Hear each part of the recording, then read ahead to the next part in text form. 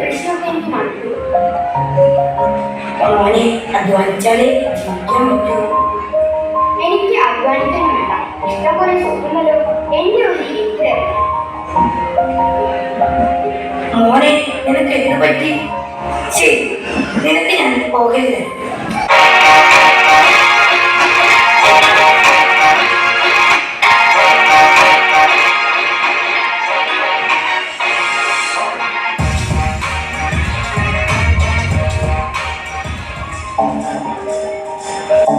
അയ്യോ, എന്റെ സമ്പാദിക്കില്ല. എവിടെ പോയി? കൂട്ടുകാർ ആരും കാണാനില്ല.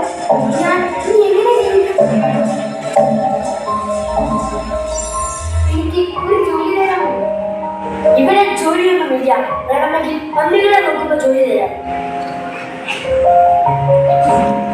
എന്റെ പിതാവിന്റെ എത്രയോ ദാസന്മാർ സുഭിക്ഷമായി ഭക്ഷണം കഴിക്കുന്നു. ഞാനും ഇവിടെ വിശന്ന് മരിക്കുന്നു. അല്ല, ആരാ വരുന്നത്? അയ്യോ, എന്റെ മോനല്ലേ അത്.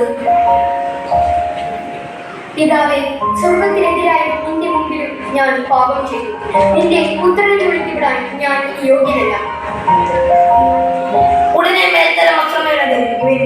ഇവന്റെ കയ്യിൽ മോതിരവും കാലിൽ ചെരുപ്പും അണിയിക്കുവേൻ. കൊഴുത്ത കാളക്കുട്ടിയെ കൊണ്ടുവന്ന് കൊടുക്കുവേൻ. എന്താണ് ഇവിടെ നടക്കുന്നത്? ഈ സഹോദരൻ തിരിച്ചു വന്നിരിക്കണം. അതിന്റെ ആഘോഷമാണ്. നോക്കൂ, എത്ര വർഷമായി ഞാൻ നിനക്ക് ദാസവേല ചെയ്യുന്നു. എന്റെ കൂട്ടുകാരോടൊത്ത് ആഹ്ലാദിക്കാൻ ഒരു ആട്ടിൻകുട്ടിയെ പോലും എനിക്ക് തന്നില്ല.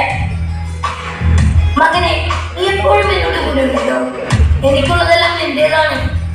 എന്തെന്നാൽ നിന്റെ സഹോദരൻ വൃദ്ധനായിരുന്നു. അവരെപ്പോൾ ജീവിക്കുന്നു, നഷ്ടപ്പെട്ടിരുന്നു, ഇപ്പോൾ കണ്ടുകിട്ടിയിരിക്കുന്നു. നമുക്ക് സന്തോഷിക്കാം. മനുഷ്യർ പലപ്പോഴും ഈ ലോകത്തിന്റെ ആകർഷണങ്ങളിൽ അകപ്പെട്ട് പാപത്തിന്റെ അടിമത്തത്തിലേക്ക് നിലപതിക്കുന്നതായി കാണാം. എന്നാൽ ലോകത്തിന്റെ മോഹങ്ങളിൽ അകപ്പെടുമ്പോൾ നാം ദൈവത്തിൽ നിന്ന് അകലുന്നു. എന്നാൽ നമ്മുടെ മടങ്ങിവരവിനായി കാത്തിരിക്കുന്ന ഒരു സ്വർഗസ്ഥനായ പിതാവ് നമുക്കുണ്ട്. നമ്മുടെ തെറ്റുകൾ ഏറ്റുപറഞ്ഞുകൊണ്ട് ആ സ്നേഹവാനായ കർത്താവിനെ സ്തുതിക്കാം.